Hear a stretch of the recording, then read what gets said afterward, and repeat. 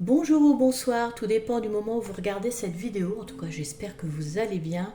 Moi, de mon côté, je suis ravie de vous retrouver aujourd'hui, non pas pour vous parler cartomancie, mais pour parler radiesthésie, avec le pendule pratique de Sabine Kuhn et Andrea Hulpusch, qui est paru aux éditions Exergue.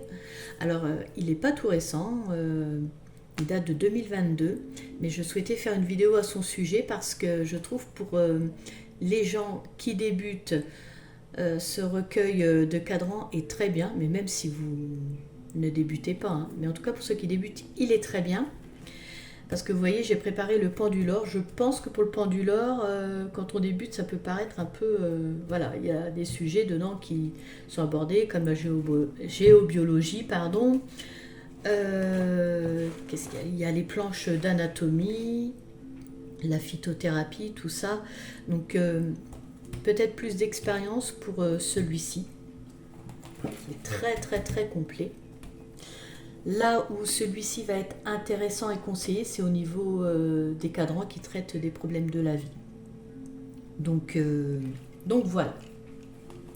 Et je trouve qu'il est très très bien pensé. Pour ne pas influencer, on va voir tout ça. Donc allez, on va regarder l'intérieur. Sinon, qu'est-ce que je peux vous dire aussi? Donc là, on voit qu'il y a 116 diagrammes. Ici, il y en a 200. Là, on est sur, j'arrondis le prix à 25 euros et l'autre 46 euros. Voilà. Ensuite, chose qu'il y a de bien pour les deux, c'est que les deux ont des spirales. Et ça, c'est très bien parce que quand on pratique le pendule, donc là, je le dis pour les débutants, hein, ceux qui pratiquent le savent, il faut le moins d'influence possible. Comme là, par exemple, j'ai une labradorite, les pierres ont des énergies et ça peut influencer le pendule.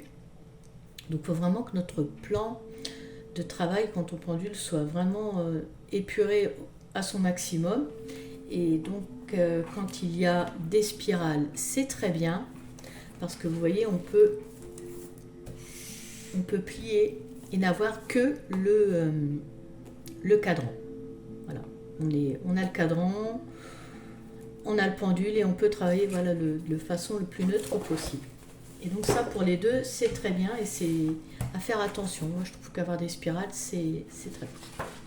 Alors ensuite on commence par un avertissement par rapport à la pratique du pendule. Donc c'est pas pour infantiliser les gens, mais c'est bien peut-être pour certains, parce que ça c'est comme la cartomancie ou la divination, on fait pas n'importe quoi. Voilà, sauf si on a envie de se retrouver avec des soucis. Hein. C'est des soucis plutôt embêtants après. Ensuite, donc là nous avons le sommaire, une préface. Donc il y a une chose qui est géniale avec ces cadrans, et elle en parle ici, elles en parlent ici, c'est que elles ne contiennent pas les réponses, elles sont numérotées. Je vais vous montrer. Et du coup, hop, on va prendre un exemple. Et du coup, lorsque vous pendulez, que ça tombe sur un numéro, eh bien vous pouvez aller vous reporter à la réponse sur la page d'à côté. C'est pour ça que, en fait, le fait de le plier, c'est très bien. Voilà. Et vraiment, oui, je trouve que c'est bien pensé pour les gens qui débutent. Ça évite que les réponses soient suggérées inconsciemment ou qu'on a envie de jeter un œil. C'est très bien que ce soit numéroté. Donc voilà. Pour la préface, ensuite, nous arrivons aux informations concernant l'usage du pendule. Le pendule fonctionne-t-il aussi sur vous? Donc là, elles reviennent sur le fait que notre corps est une antenne, qu'il faut se mettre en condition avant de penduler. Donc ça, c'est comme pour un tirage de cartes ou autre. Il faut se mettre en condition, être au calme, détendu, serein, être dans un bon état de santé. J'ai envie de dire, il ne faut pas être fatigué ni stressé. Et elle précise aussi, et voilà, on ne le dit jamais assez, le pendule demande de l'apprentissage et de la pratique, oui. Voilà, il ne faut pas faire n'importe quoi. Ensuite, on voit les outils. Donc, je tourne la page pour vous montrer ce qu'il y a un petit tableau. Donc ici on voit les différents outils sous forme de tableau et on va voir pour chacun ses avantages, ses inconvénients et à qui il convient le mieux. Là, quelle force provoque l'oscillation du pendule? Donc pour résumer, notre corps et son environnement sont constitués d'énergie et de vibrations et ces dernières sont captées par celui qui pendule, celui ou celle qui pendule. Et donc c'est ce que je vous disais précédemment, notre corps est une antenne. Voilà.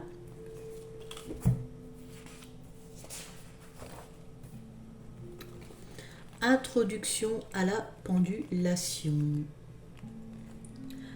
Donc ici je ne vais pas tout vous redétailler en profondeur car j'ai déjà fait une vidéo qui s'intitule Initiation au pendule, la radiesthésie, les bases incontournables à connaître. Mais si cela vous intéresse, je vous invite à aller la visionner et je vous mettrai le lien en barre d'infos pour que ça aille plus vite, pour que vous n'ayez pas à chercher. Ensuite, on voit travailler avec des planches de radiesthésie. Donc là, on va voir par rapport au cadran de ce livre, comme ce ne sont pas des planches traditionnelles. Donc là, il faut poser clairement sa question, mais comme pour les cadrans. On tient le pendule au-dessus du centre du cadran. On donne une impulsion. Oui, alors on donne une impulsion, c'est comme une voiture, faut bien la démarrer pour qu'elle avance. Donc oui, on donne une impulsion pour que le pendule bouge et après c'est lui qui se dirige vers la réponse. Mais voilà, il faut donner une impulsion. Et là on voit vers quel segment numéroté la pointe du pendule va. Voilà. Et puis aussi pour certaines thématiques qui nécessitent des planches réparties sur plusieurs pages, donc on trouvera avant des planches récapitulatives qui vont nous permettre de choisir avec le pendule celle qui nous correspond. Par exemple, si vous avez 5-6 planches sur l'homéopathie, en tout premier lieu, vous aurez un cadran qui sera numéroté 1, 2, 3, 4, 5, 6. Et donc, si le cadran va sur le chiffre 3, vous vous référez à la planche 3 d'homéopathie. Voilà. Alors, j'espère avoir été claire. Ensuite, donc là, nous voyons la conservation et entretien du pendule. Donc là, c'est pareil, je ne vais pas vous en parler. Ma précédente vidéo parle de tout ça, comment ranger, conserver son pendule. Instruction à destination des kinésiologues ou des utilisateurs des biotenseurs. Donc en fait, ici, on explique comment faire si vous avez des difficultés avec les segments des cadrans et si plusieurs réponses sont possibles. Alors en fait, on vous suggère de fractionner par dizaines. Si vous avez un cadran qui a 40 segments, donc vous fractionnez par dizaines et à chaque fois vous diminuez en groupes plus petits. Voilà. Et après, jusqu'à aller à une diminution par exemple de 1 à 5. Donc après, vous demandez si c'est le 1, le 2, le 3, le 4 ou le 5. Voilà. Ensuite, donc là, il vous explique tout ça là. Nous avons un petit encadré important. Donc là, elles nous disent qu'il ne faut jamais obtenir des réponses sur des personnes qui n'ont pas donné leur accord au préalable. Ben oui, est-ce utile de le dire? Parce que c'est malsain. Voilà, c'est malsain et c'est interdit. On ne travaille pas sans l'accord de quelqu'un. On ne travaille pas sur quelqu'un sans son accord. Voilà. Ensuite, des exercices destinés aux personnes expérimentées. Donc là, c'est utile à pratiquer avant de commencer à travailler avec son pendule. Ce sont des questions à poser pour voir si vous êtes en bonne condition pour penduler. Donc je trouve ça intéressant et utile à faire. Ensuite, là, un petit encadré conseil. Donc là, on a un petit conseil pour celles et ceux qui, on va dire, qui aimeraient filouter et seraient tentés de regarder la liste des réponses qui correspond au nombre du cadran. Eh bien, c'est simple, vous pouvez recouvrir la liste avec une feuille pour éviter la tentation. Comme je vous disais, hop, on tourne, vu qu'il y a des spirales. Donc voilà. Ensuite, ici, on voit comment penduler avec son corps. Donc un petit exercice bien sympa à connaître, bien utile. Ils disent par exemple si vous êtes en extérieur, dans un supermarché par exemple, pour savoir si telle chose vous convient ou pas. Voilà. Donc là, on a un petit exercice. Ensuite, là, on voit comment diagnostiquer la force du champ vital, enfin du champ énergétique de quelqu'un. Ici, nous avons un second exercice pour déterminer le niveau actuel d'énergie vitale de quelqu'un ou pour soi. Alors, je ne vous détale pas tout, sinon ça va être trop long.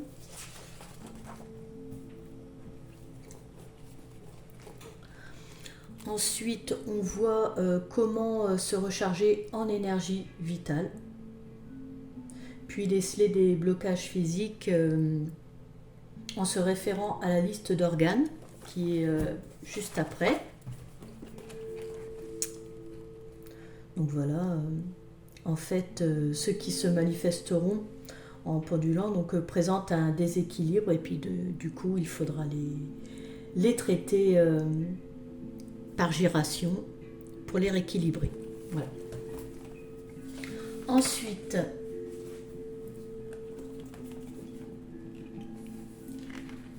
là, on va rééquilibrer les chakras.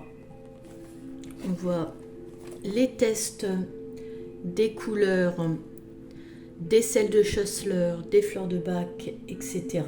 Donc là, on questionne le pendule pour savoir quel remède utiliser, la quantité et la durée du traitement pour l'organe concerné, qu'on a vu précédemment.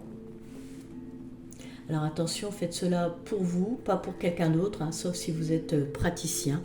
C'est ce qu'elle précise. Ensuite, là on voit l'état énergétique des 4 corps. Nous sommes tous constitués d'un corps physique, d'un corps émotionnel, d'un corps mental et d'un corps spirituel. Donc là, on va pouvoir contrôler l'état énergétique de nos corps. Voilà. Ensuite, penduler pour les enfants et les animaux. Donc ça, c'est intéressant d'aborder ça. Donc bien sûr, demander l'autorisation des parents avant pour les enfants. Donc se connecter avec le moi supérieur de l'enfant ou de l'animal et demander en tout premier lieu si vous êtes autorisé à solliciter l'info souhaitée. Alors si c'est oui, vous pouvez continuer et si c'est non, vous stoppez. Voilà, c'est qu'il y a une bonne raison à cela. Voilà. Et donc ensuite, on vous donne quelques exemples de questions à poser.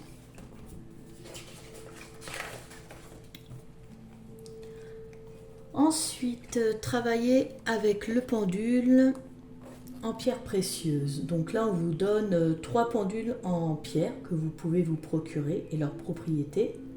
Et ensuite, on va vous demander de quel pendule vous avez besoin ou votre client si vous êtes praticien. Voilà. Et après, vous pouvez travailler sur les chakras pour voir ceux qui sont déséquilibrés ou en surplus d'énergie ou en manque d'énergie. Et donc voilà, il y a comment faire, la méthode comment faire. Ensuite, ça c'est pas mal aussi, c'est penduler pour harmoniser l'espace de vie. Donc là, elle nous propose de tester notre chambre à l'aide de 2 planches qu'il y a là. Je vais vous les montrer tout de suite. Alors, après c'est valable aussi pour d'autres pièces.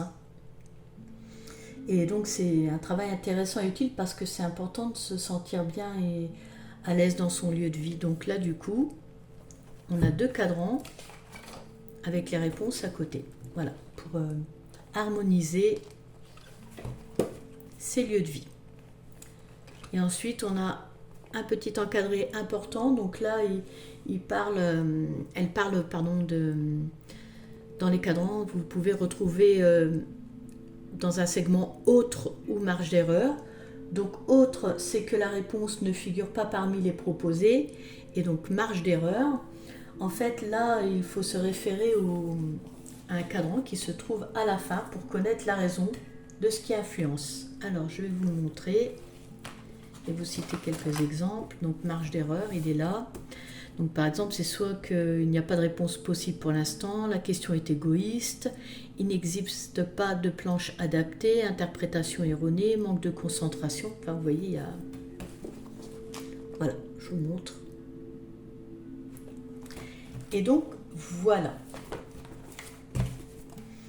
Alors ensuite, un petit mot sur les auteurs. Ils en parlent à la fin. Donc voilà.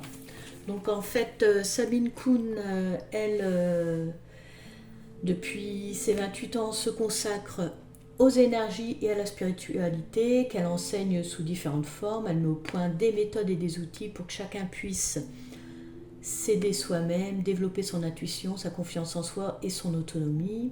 En ce qui concerne Andrea, donc elle exerce depuis ses 35 ans en tant que guérisseuse en Allemagne. Elle enseigne et publie également des ouvrages. Elle forme des guérisseurs, organise des séminaires. Et donc avec Sabine, ensemble, elles ont publié plusieurs manuels sur le pendule et le travail énergétique. Et je trouve que vraiment, elles font ça de façon à ce que ce soit vraiment abordable pour les gens. Voilà, et c'est bien pensé. Comme je vous disais, les cadrans numérotés, pour ne pas influencer, c'est très bien. Bon, maintenant, on va voir vite fait, on va faire la comparaison entre les deux. Alors, indéniablement, évidemment, le pendule or va voir plus en profondeur les élixirs floraux du Dr Bach, l'homéopathie, la phytothérapie, la chromathérapie, traitement par les couleurs, les planches anatomiques, les planches d'acupuncture. Ce qui est très bien aussi dans le pendule or, c'est qu'on a une boussole, donc ça, parce que c'est important aussi de bien se placer pour penduler. Donc la boussole, c'est très bien. Ce qui est très très bien aussi dans le pendule or, c'est qu'il y a les biomètres gradués en unités Bovis pour connaître son taux vibratoire ou le taux vibratoire d'une pierre. Donc attendez que je vous les trouve. Voilà, bah c'est là. Donc ça, on ne l'a pas dans le pendule pratique et ça, c'est bien parce que pour connaître son taux vibratoire, si le taux vibratoire est bof, ben, là aussi, il ne faut pas penduler. Donc voilà. Pour ça, le pendule or est très très bien. Alors, avec le pendule or, donc on va explorer des choses qu'on n'explore pas avec l'autre, c'est-à-dire la géobiologie, l'aromathérapie, la lithothérapie et la gémothérapie. Voilà. Mais bon, ce qu'il y a de bien avec celui-ci, c'est que là, on va traiter des problèmes de la vie. Donc à la limite, ça peut être complémentaire. Vous commencez avec celui-là, puis après, vous pouvez prolonger avec celui-ci qui est très, très, très, très, très complet. Celui-ci, il aborde les sels de Schussler. Voilà. De façon plus approfondie que le pendule or. Pour les vitamines, alors c'est le même cadran, seulement petite différence, et c'est ça qu'il y a de bien aussi avec le pendule or. C'est que, alors je vais vous prendre les vitamines pour que vous voyez. Alors, je vais le retrouver. Voilà, les vitamines. Ce qu'il y a de bien, c'est que là, on vous donne pourquoi elles sont bonnes, les vitamines. Par exemple, là, la croissance, vue, peau. C'est pas détaillé dans le pendule pratique. Donc, du coup, là, c'est bien d'avoir ces informations-là qu'on n'a pas ici. Et puis, par contre, en ce qui concerne les minéraux et les oligo-éléments, alors là, c'est beaucoup plus complet sur le pendule pratique. Voilà. Les chakras aussi, c'est plus détaillé au niveau du pendule pratique. Donc voilà. Je crois que j'ai fait à peu près le tour. Je peux vous montrer les vitamines pour vous voyez la différence, comme ça pour comparer avec deux. Alors,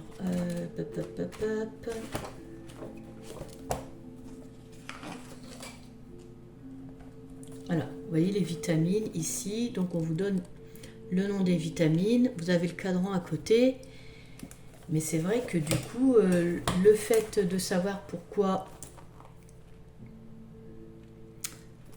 elles vous sont utiles, c'est bien de détailler. Dans le penduleur, pour tout, c'est détaillé comme ça. Vous voyez, par exemple, la phytothérapie, c'est pareil. Le penduleur est très très complet. Mais à côté de ça, donc là, je vais vous montrer des planches. Hop, je vais pousser pour les problèmes de la vie. Voilà, là ici. Donc des propos adaptés aux femmes, donc les croyances limitantes, propos adaptés aux femmes. Donc là en réponse, vous avez je peux prendre des responsabilités même au niveau professionnel, ou je crois en moi, j'intègre mes côtés féminins et masculins. Donc les croyances qui bloquent. Là on a relations et sentiments. Donc, par exemple, soutien réciproque, passe-temps en commun, se sert de l'autre pour se réaliser soi-même. Voilà, ensuite, donc une autre planche aussi sur relations et sentiments. Une planche, un cadran sur les problèmes de couple. 2 cadrans même. Comment résoudre les problèmes de couple. Là, il y a 2 planches. Donc, où le manque de sincérité se fait-il sentir au sein du couple? Vie professionnelle ensuite, comportement dans le travail. Donc voilà, va dans le sens du vent, les employés sont traités correctement, les employés sont consultés pour les prises de décision, travaillent de façon négligée, par exemple. Donc là, on a une seconde planche, un second cadran, c'est vrai. Prise de décision, planche récapitulative, parce que là, donc, quand il y a plusieurs planches, on a toujours une planche récapitulative avant, qui vous dit vers quelle planche vous dirigez après. Donc pour les prises de décision, se protéger, attendre le moment venu. Par exemple, vous voyez, c'est bien, ça c'est... Je vous dis, pour la vie quotidienne, il est vraiment pas mal. On a vu 4 planches pour les prises de décision. Les domaines ésotériques. Donc les 5 tibétains, l'alchimie, travail avec les mantras, l'aromathérapie, voyage astro.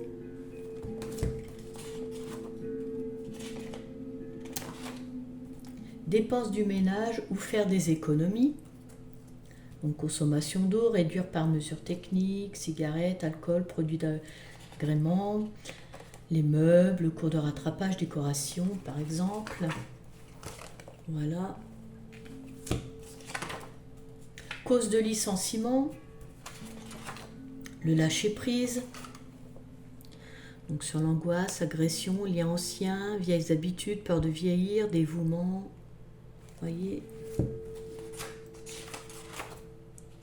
Donc là, on va avoir un récapitulatif des planches personnalité, donc type de caractère. Donc exemple de question, quels sont mes traits de caractère? Donc là, on a plusieurs planches aussi. Gestion de l'entreprise. Alors c'est sympa, il y a des questions qui sont suggérées, comme à quoi dois-je veiller dans mon commerce, mon entreprise. Et donc vous pendulez, vous avez les réponses. Faire un audit, risque de revers financier, grille salariale déséquilibrée, limite les stocks.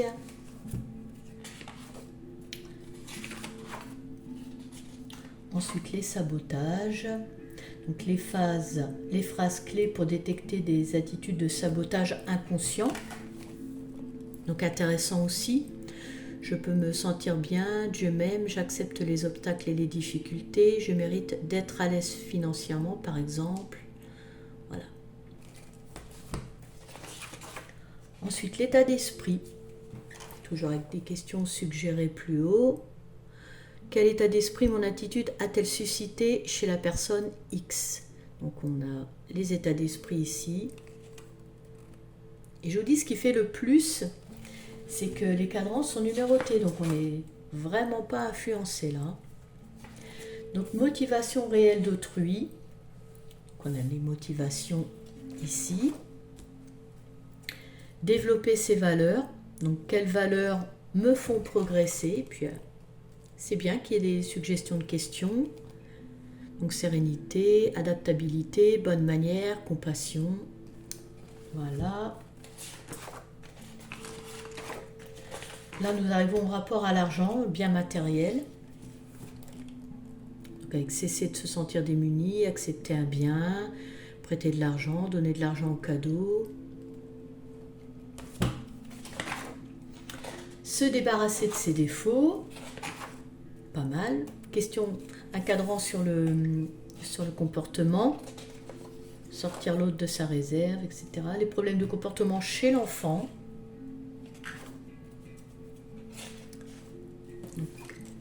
Voilà. Pas mal non plus comme cadran. Qu'est-ce qui peut me faire progresser? Qu'est-ce qui peut aider mon enfant? Là, on a plusieurs cadrans. Sortir de la crise. Donc, qu'est-ce qui peut m'aider à sortir de la crise? Enfin, vous voyez, vraiment, pour la vie quotidienne, des choses très intéressantes. Les voies de réconciliation aussi. Les évolutions possibles d'une relation. Donc, voilà. À quoi faut-il que je sois attentif chez moi? Et puis donc ce fameux cadran marge d'erreur. Pourquoi vous n'arrivez peut-être pas à avoir des réponses en pendulant. Voilà. Eh bien écoutez, cette vidéo touche à sa fin. J'espère qu'elle vous aura plu. Si c'est le cas, n'hésitez pas à liker. N'hésitez pas également à me faire part de vos ressentis en commentant. Généralement, je réponds. Et enfin, pensez à vous abonner, à activer la cloche si ce n'est pas fait. Et voilà. Puis en plus, si vous vous sentez bien ici sur ma chaîne, n'hésitez pas. Pour ma part, je vous remercie de m'avoir suivi. Je vous remercie également pour votre soutien si vous faites partie de ma communauté. Je vous souhaite le bonheur dans votre vie. Prenez soin de vous. Et je vous dis à très bientôt.